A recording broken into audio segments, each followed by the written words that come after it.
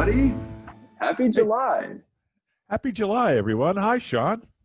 Hey, Jamie. How's it going? It's going great. I see you got the memo, and it's Yep. It's Cabernet Day. Cabernet Day. It's the July 1st tradition that we have here at the Pearson Cusack Real Estate Group. That's right. And just for you, I painted the wall behind me just to emphasize it's Cabernet Day. So welcome to Cabernet Day. Hey, happy 4th of July weekend. We got to get that out there, right? Absolutely. Be safe. Be sane. Yep. Yeah.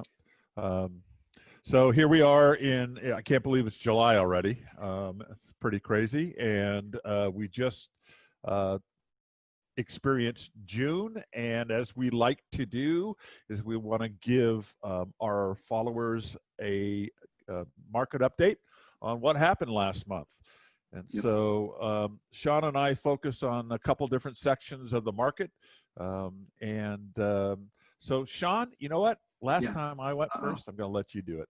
So start it off. What are you focusing on this?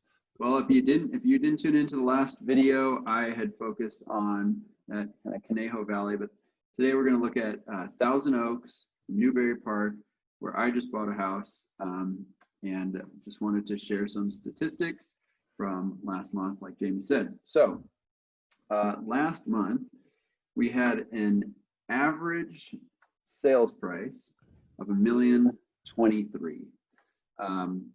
So with that said, the average days on market, time it took to sell the home, was 49 days.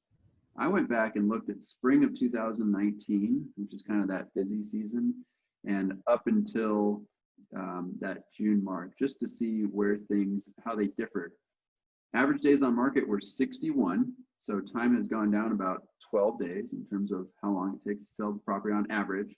And there's been a 13.6% appreciation in the average sales price. Now, again, this is hyper-focused on a specific area, but that's a great stat with everything that's going on. Yeah, it absolutely is. Showing that the market is rising, isn't it? Yep. So that's pretty cool.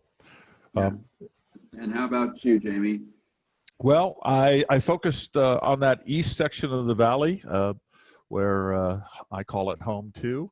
And it's Studio City, Sherman Oaks, Valley Village, and Toluca Lake.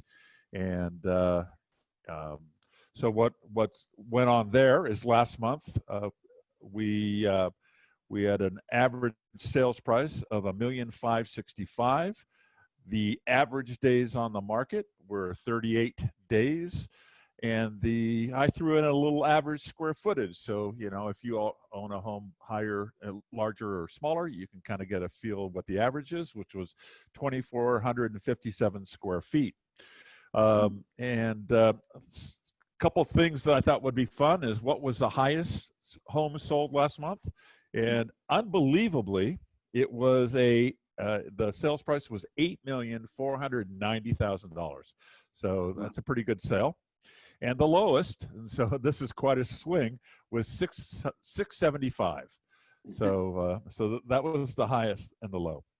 And I'm always kind of dialed into, we keep hearing about low inventories, and you'll hear a little bit more about it. But we had 113 homes come on the market in June. We had 209 homes go under contract or sell. So that left a current inventory right now of 259 homes on the market. Wow. It doesn't sound like a lot, does it? In all those communities, it's not. Wow. So if so based on the average market time, that would be that's a 37-day supply of homes. So we need to, if we don't list anything from here on out, by the end of July, we're going to be out of houses to sell. So let's not let that happen. Okay. Let's not. And I did like the max sale that you gave. And I think this is kind of interesting because in that Thousand Oaks, Newberry Park area, we don't see home prices in those high dollar values. But last month, max sale was $5.5 million. Wow. There are those like those specific little communities that do see those, those numbers every once in a while. But I thought that was pretty interesting. Yeah, I wonder if that was a city buyer that came out to buy something and wanted a little spread, a little space. And we talked about that before, that that move to the suburbs, and that could be that trend going forward. But Yeah, we'll see. So with all time will that tell. said, there's some market stats for June, and we wanted to kind of transition this video to talk a little bit about some of the other things that are going on right now. And starting off, we kind of wanted to talk about what a lot of you may be experiencing right now, and it's that kind of fear of listing your home, that fear of selling your home for a number of different things. Our homes even selling during COVID. People are going to be coming into your house. You got to buy a home. There's just all these issues, and we wanted to kind of, I guess, add some confidence to everyone out there, Right. and give you some statistics to show you what's really going on. Yeah. First of all, none of those fears are all those fears are understandable. So we're not making any kind of statement that's saying those aren't reasonable fears. They are, but but behind all that, we wanted to get into a little, maybe give you some confidence in what's going on out there, and talk about the recovery, the post-COVID market right now, because obviously that's where we're at. So let's go. So if you are having those feelings and those fears, that you're not alone. A study recently showed that 87% of home sellers are concerned that their home won't sell because of the pandemic and potential resulting economic recession and all the other things that we mentioned. Yeah, that's a lot. That's a big percentage. Yeah. So absolutely. So on top of that, we want to show what's going on with the recovery. This should give you some confidence. So we had talked about this V-shaped recovery in our last update, and it in fact is trending in that direction. Weekly showings have normalized to the first calendar week of January, which is great. We're starting to see more buyers get out there. We're seeing properties being sold in multiple offers and over asking prices consistently. And it's just good. That trend is obviously fantastic. We do want to see things going up because we want people to get out there and buy. And it's happening. Right. We saw that NAR came out with a statistic that said nationally that there are three offers per every listing. Yep. That when it comes on the market. So there are buyers out there. So that should be part of your fear. Yep. There's definitely buyers out there. As far as the safety of selling your home during these times is, we've been blessed to have quite a few listings during COVID and make quite a few sales with our buyers through COVID, and have gotten a great feel on how to keep people safe. First of all, is there are guidelines that allow us to how we're going to show property, how people are going to view property. So there's they wear a mask. We can request that they wear gloves and protective things that keep you safe. We carry with ourselves the alcohol wipes, the hand sanitizer. So if a surface is touched, we can wipe it clean. We do clean before and after on our listings of showings. So keeping those surfaces clean from any bacteria that may come. Also, we are getting, not just anyone's coming through a home nowadays, Shawn, is it?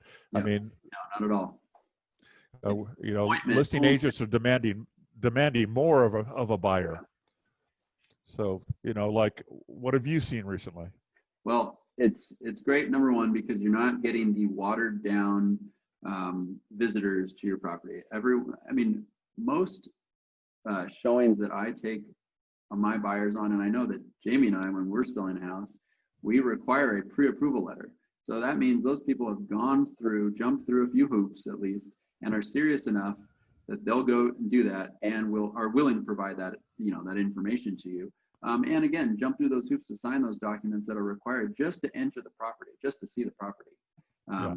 It's called a PED -V. So it's V stands for visitor. So it's giving them and us a statement that they're healthy, that they know not to touch things, they know the COVID protocols, and they will abide by them. So we do have a document that's right in their face. Also, listing agents are required to post at the front of the house what those COVID protocols are, so everyone knows. And so like on our listings, we have them right up front, so as people, before they enter that door, they know what's expected of them. We also have, like I said, we have the hand sanitizer, we have gloves, we have face masks. If somebody forgot to bring them, or something happened to them, they tear a glove or something like that, we have them. Also, I just recently had to do this, I had to show proof of funds. Yep. So I had to show that my buyers had the down payment, the ability to buy. And I think the days of letting just anyone into a home are long gone.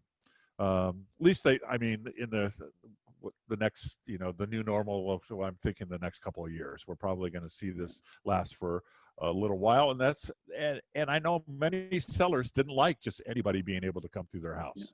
So, that's a change for the better. Yeah, all these protocols are really kind of enforcing control, right?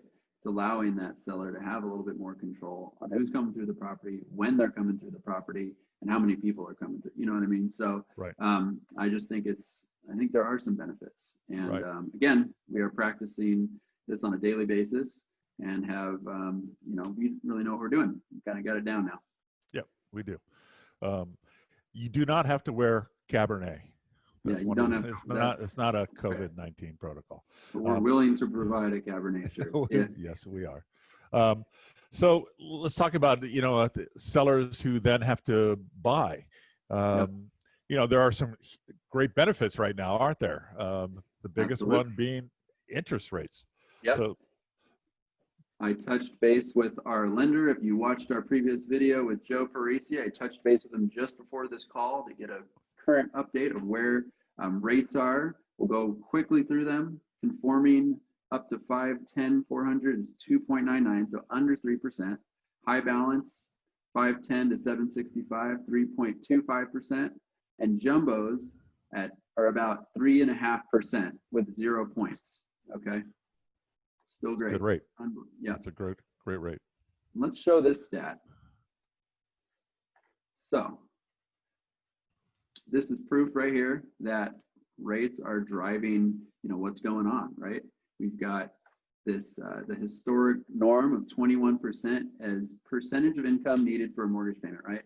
Now that rates are jumping down, you need less amount of your entire income to be dedicated to your mortgage payment. Great, more buying power. That's great. I mean, look at that. The norm, the historic norm is 21%. In June 2 years ago, it was 18%, yep. And today 14.6%. That means there's money left over for other things, doesn't it? Yeah, and I think it just goes back to where that demand is coming from right now. Yeah. So it's simple supply and demand, but I think it's wonderful. You can go out and buy that house that you're wanting to move up to or downsize to, whatever. I saw the other thing on the flip side. If you're a renter, yeah. I saw a statistic that it's 40 to 45% of your income is going to rent. So that's a big difference, right? Yeah. So what about the people that say I'm betting on prices that are going to drop, and so if I hold off, maybe I won't get as good a price, when I sell, but I'll get a better price when I buy. What's I'm glad what's going on there? So here we go. So here. Another statistic, they're sourcing all the big money, right? Fannie Mae, Freddie Mac, Bankers Association, Zelman Associates, which is a leader in forecasting the real estate industry. And go ahead. No, I was going to say she's the big forecaster, right? She's the one that probably, yeah.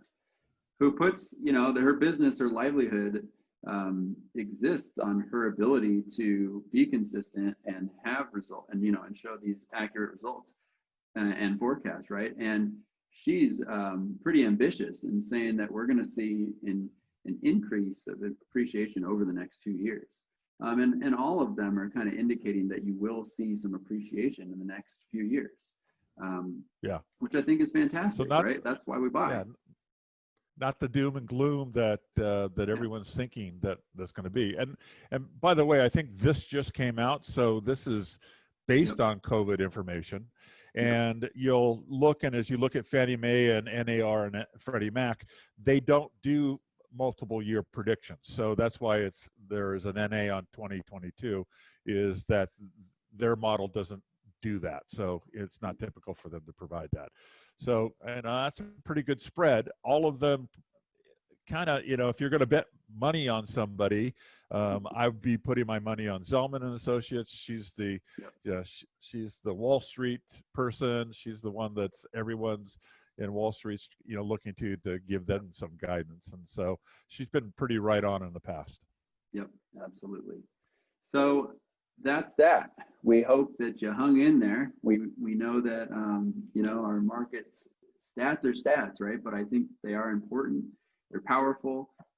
Knowledge is power. So if you ever have questions, would like to know maybe what your home's worth, we're happy to help. We're happy to provide a specific, analysis on your property, just to give you, again, more knowledge.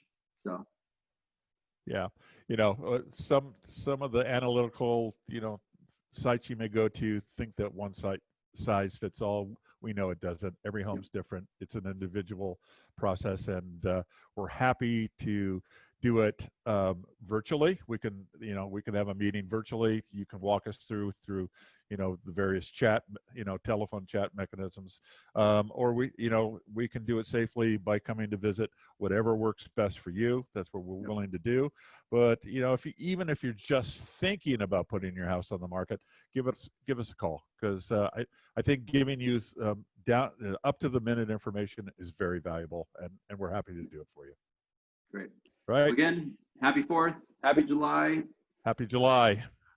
Happy July, everyone. In August. It's great seeing you. Be well. Be safe. Take care.